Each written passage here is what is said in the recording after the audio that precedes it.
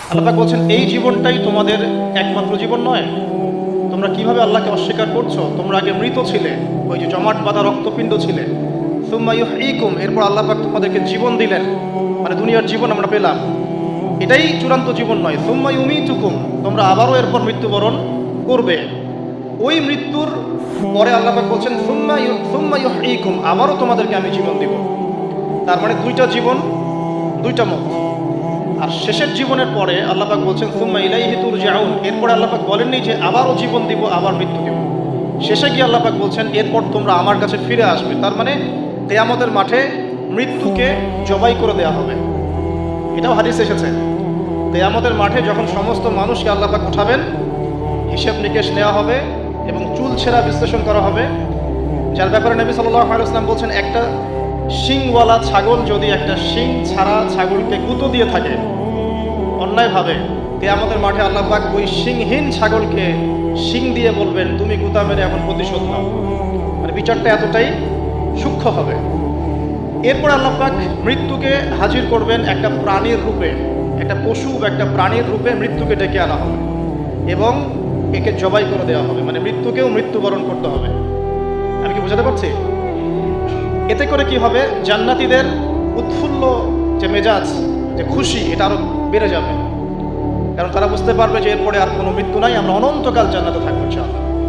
আর যারা জাহান্নামী, তাদের আক্ষেপ, দুঃখ, কষ্ট, যন্ত্রণা আরো বেড়ে যাবে। কারণ তারা বুঝতে পারবে কাশ যদি মৃত্যু হতো, জাহান্নামে আযাব ভোগ করে মরে যেতাম, মাটি হয়ে যেতাম। সূরা নাবার শেষের দিকে পড়ে দেখবেন ইয়া লাইতানি কুনতু তুরাবা, হায় আমি যদি আজকে মাটি হয়ে যেতাম। ঠিক আছে? সূরা ফুরকানে আল্লাহ পাক বলছেন তোমরা একটা মৃত্যুকে ডেকো না, বহু মৃত্যুকে ডাকতে থাকো। জাহান্নামীরা মৃত্যুকে ডাকতে থাকবে কিন্তু মৌত হবে না। তো মৃত্যুকেও মৃত্যুর স্বাদ গ্রহণ করতে হচ্ছে। আল্লাহ পাক সূরা বাকারা 29 নম্বর আয়াতে আমাদেরকে একটা জীবন এবং সৃষ্টি দর্শন দিয়েছেন এখানে। এটা হচ্ছে একটা সৃষ্টি দর্শন বা জীবন দর্শন বলতে পারি আমরা। কি সেটা? যে আমরা এখানে কেউ চিরস্থায়ী নই। আমরা এক সময় পৃথিবীতে ছিলাম না, এক সময় থাকবো না, মাঝখানে একটা সংক্ষিপ্ত সময় আমাদের হাতে আছে। এই সময়টুকুর মধ্যে আমাদের আসবে শৈশব, আমাদের কৈশোর, আমাদের যৌবন, আমাদের বার্ধক্য। এই সময়টুকুর মধ্যেই আমাদের পড়াশোনা, আমাদের রুজি রোজগার, আমাদের পরিবার, আমাদের ব্যবসা বাণিজ্য, আমাদের ইলমি অঙ্গন, আমাদের মুআমালাত, ঠিক আছে, আমাদের আমলের জিন্দেগি, এই সব কিছু এই সময়টুকুর মধ্যেই। লিনাবলুয়াকুম আইয়ুকুম আহসানু আমালা, আল্লাহ পাক এই সময়ের মধ্যে আমাদেরকে একটা পরীক্ষা করছেন যে আমরা আমলের দিক থেকে কে সর্বোত্তম হতে পারে। এই আয়াতটাও খেয়াল করবেন, আল্লাহ পাক বলেননি যে আমলে কে ভালো। আল্লাহ পাক বলছেন লিনাবলুয়াকুম আইয়ুকুম আহসানু আমালা। আল্লাহ পাক বলছেন আমি দেখতে চাই আমলের শ্রেষ্ঠটাকে। যারা আরবি ব্যাকরণ বোঝেন তারা বুঝবেন হাসান মানে হচ্ছে উত্তম, আহসান মানে সবচেয়ে উত্তম। যেমন কবির মানে বড়, আকবার মানে সবচেয়ে বড়, সগীর মানে ছোট, আসগর মানে সবচেয়ে ছোট। এখানে আল্লাহ পাক বলছেন আহসান। আল্লাহ পাক দেখতে চান যে আমলে আমাদের মধ্যে সর্বোত্তমকে। এই আয়াতটা প্রমাণ করে যে এভারেজ মুসলিম হলে চলবে না। মানে এভারেজ মুসলিম কে এটা দেখার জন্য আল্লাহ পাক আমাদেরকে সৃষ্টি করেন নাই। আল্লাহ পাক দেখতে চান আমাদের মধ্যে বেস্টকে, সবচেয়ে ভালোটাকে। তো ওই এভারেজ মুসলিম হওয়ার যে মানসিকতা আমাদের মধ্যে কাজ করে, যে নামাজ পড়বো 5 ওয়াক্ত, রোজা রাখবো রমজান মাসে, ঠিক আছে, যাকাত দিব ইত্যাদি, এতটুকু করবো আমি জান্নাতে চলে যাবো। আল্লাহ পাক কিন্তু এটা দেখতে চাচ্ছেন না যে কারা এভারেজ মুসলিম।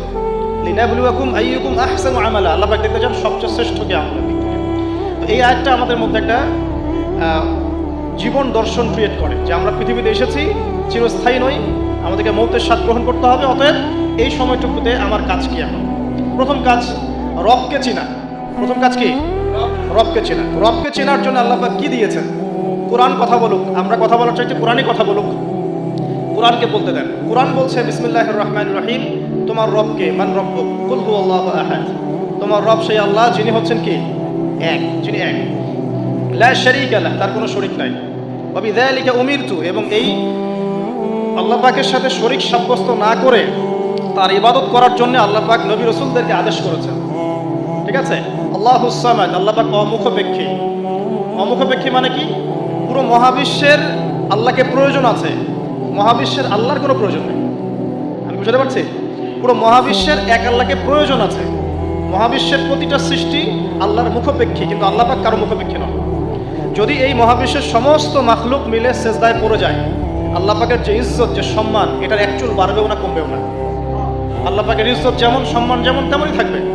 একইভাবে পুরো মহাবিশ্বের সমস্ত মানুষ যদি আল্লাহর সাথে কুফরি করে, আল্লাহর বিধানের পরোয়া করে না, আল্লাহ পাকের হুকুম আহকামের পরোয়া করে না, আল্লাহর ইজ্জত সম্মান ক্ষমতার যাররা পরিমাণ কমে যাবে। পুরো মহাবিশ্বের সমস্ত মাখলুক যদি একত্রিত হয়ে আল্লাহর কাছে চায় যে আল্লাহ আমাকে এটা দাও, আমাকে ওইটা দাও, আমার এটা দরকার, আমার এটা দরকার, আল্লাহ পাক সবার চাহিদা যদি পূরণ করে দেন, আল্লাহর খাজানা থেকে যাররা পরিমাণ কমে যাবে না। তো আল্লাহুস সামাদ মানে এটা, আল্লাহ পাক অমুখাপেক্ষী, লাম ইয়ালিদ ওয়া লাম ইউলাদ, তিনি কাউকে জন্মও দেননি, কারো কাছ থেকে তিনি জন্মও নেননি। এই যে এখন একটা প্রশ্ন, এখন তো মুক্ত চিন্তার নামে আমরা নাস্তিকতাকে প্রমোট করছি আর কি, হ্যাঁ, বাক স্বাধীনতার নামে, যে কি আল্লাহকে কে সৃষ্টি করবে? আল্লাহ যদি সব সৃষ্টি করে থাকে, নাউজুবিল্লাহ, আল্লাহকে কে সৃষ্টি করবে? আল্লাহকে যদি কেউ সৃষ্টি করে থাকে তাহলে সে তো আল্লাহর স্রষ্টা হয়ে যাবে, তাই নয় কি? নাউজুবিল্লাহ। তাহলে এভাবে পিছনে যেতে যেতে তো একটা জায়গায় শেষ হতে হবে। একটা আমরা যখন ফিলোসফি পড়েছিলাম, একটা তত্ত্ব ছিল, তার নাম হচ্ছে কার্যকারণ তত্ত্ব। কার্যকারণ তত্ত্ব মানে হচ্ছে প্রত্যেকটা কাজের পিছনে একটা কারণ থাকে, ঠিক আছে? এই যে ব্যথা হচ্ছে কেন? কোন একটা কারণ আছে।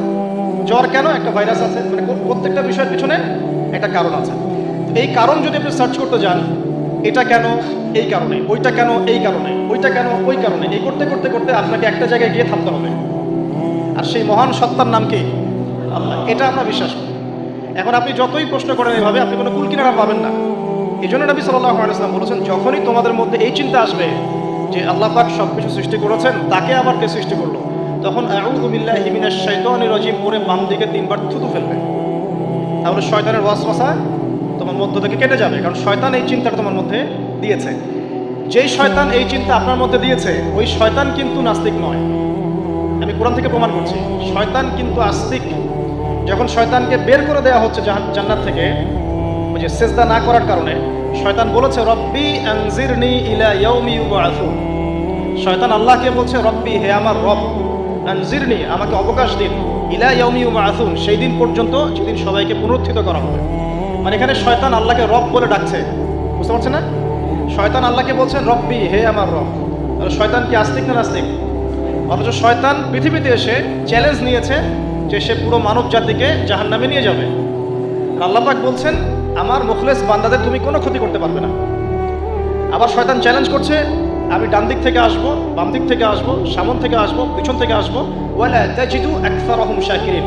আল্লাহ, আপনি বেশিরভাগকেই শুকরগুজার পাবেন না, যেটার বাস্তব প্রতিফলন আমরা এখন দেখছি। বেশিরভাগ মানুষ নামাজ পড়ে না, বেশিরভাগ দেখবেন রোজা রাখে না, বেশিরভাগই দেখবেন কোরআন পড়তে জানে না, ম্যাক্সিমাম সুদ খাচ্ছে, ম্যাক্সিমাম জানা করে, মেজরিটি সংখ্যক মানুষ কিন্তু আল্লাহর বিধানের পরোয়া করছে না। অল্প কিছু মানুষই আল্লাহর বিধানের পরোয়া করছে। এই কথাও আল্লাহ কোরআনে বলেছেন, ওয়া কলিলুম মিন ইবাদিয়াশ শাকুর, আমার শুকরগুজার বান্দার পরিমাণ হবে কি? খুব কম। এমনকি নবী সাল্লাল্লাহু আলাইহি ওয়াসাল্লাম হাদিসে বলেছেন যে আমার উম্মতের মধ্যেই 73টা দল হয়ে যাবে। কয়টা? তার মধ্যে 72টা দল জাহান্নামে যাবে, নাউযুবিল্লাহ। আর মাত্র একটা দল যাবে জান্নাতে, যার ব্যাপারে নবীজি বলছেন, মা আনা আলাইহি ওয়া আসহাবি, আমি যার উপরে আছি এবং আমার সাহাবীরা যার উপরে আছে। মানে পৃথিবীর যে কোনো জায়গার মানুষ, যে কোনো দেশ, যে কোনো ভাষা, যে কোনো রং বর্ণ ইত্যাদি, তার ঈমান, তার আকীদা, তার আমল যদি নবী এবং সাহাবীদের সাথে মিলে যায়, ইনশাআল্লাহ তাআলা সে জান্নাতে যাবে। এটার জন্যে একটা দল খুলে সবাইকে ওই দলের ফর্ম পূরণ করতে হবে জরুরি না। এটা ঈমানের ব্যাপার, আকীদা আমলের ব্যাপার। যে কোনো জায়গার মানুষ যদি আল্লাহ এবং তার রাসূল এবং তার সাহাবীদের মানহাজ ফলো করে, ইনশাআল্লাহ তাআলা সে জান্নাতে যাবে। আল্লাহ পাক আমাদেরকে তৌফিক দান করুন, আমিন। এখানে বলছিলাম একটা বিষয়, যে জীবন দর্শন পাওয়ার পরে আপনাকে রবকে চিনতে হবে। রবকে চেনার জন্য আমি সূরা ইখলাসটা বলছি, লাম ইয়ালিদ ওয়া লাম ইউলাদ, তাকে কেউ জন্ম দেয়নি, আল্লাহ পাক কারো কাছ থেকে জন্মিত নন। এখন কিছু মানুষ বলছে, পৃথিবীর কোটি কোটি শত কোটি মানুষ বলছে যে আল্লাহ পাকের সন্তান আছে, নাউযুবিল্লাহ। বলছে না? পৃথিবীর শত কোটি মানুষ বলছে যে আল্লাহর সন্তান আছে, নাউযুবিল্লাহ।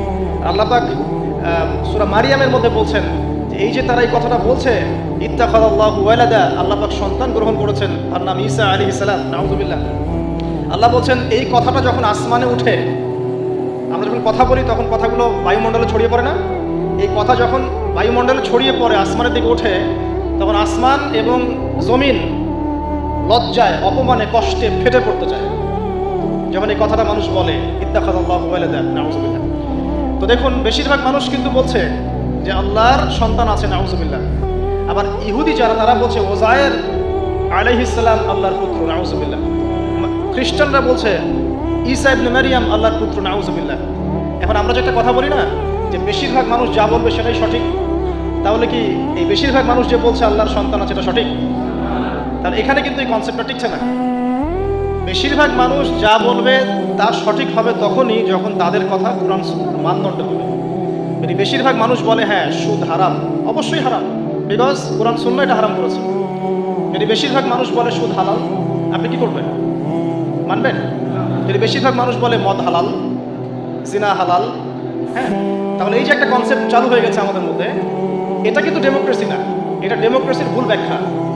হ্যাঁ, বেশিরভাগ মানুষ এর কথা মতামত কখন গ্রহণযোগ্য হবে? যখন সেটা আল্লাহ পাকের ঐশী গ্রন্থের আলোকে হবে, তখন অবশ্যই নিঃসন্দেহে এটা গ্রহণযোগ্য হবে। কিন্তু যদি বেশিরভাগ মানুষ আল্লাহ এবং তার রাসূলের বিধানের বাইরে কথা বলে, হালাল করে দেয় মদকে, জেনাকে হালাল করে দেয়, আপনার এই যে পর্নোগ্রাফিকে হালাল করে দেয়, সুদকে হালাল করে দেয়, তাহলে কি আমরা হালাল মেনে নিব?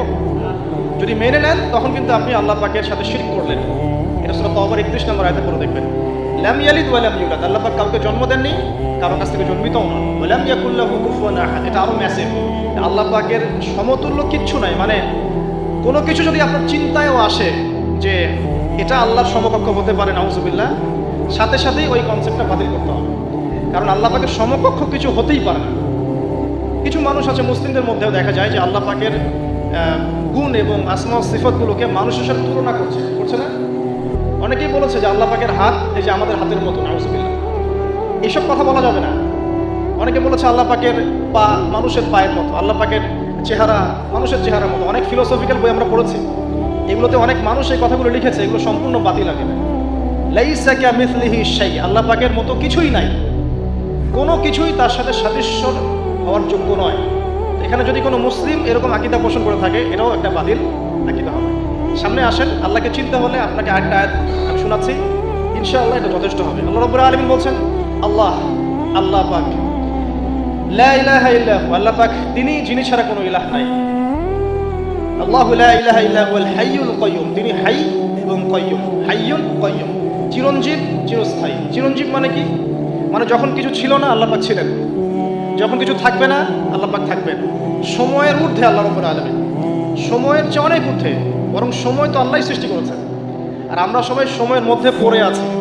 আমাদের এখানে দিন রাত যেমন আল্লাহ রাব্বুল আলামিনের কাছে এমন নয়, মোটেই এমন নয়, বরং কিয়ামতের দিনটাই হবে আল্লাহ পাকের হিসেবে আমাদের দিনের চেয়ে 50,000 বছরের সমান।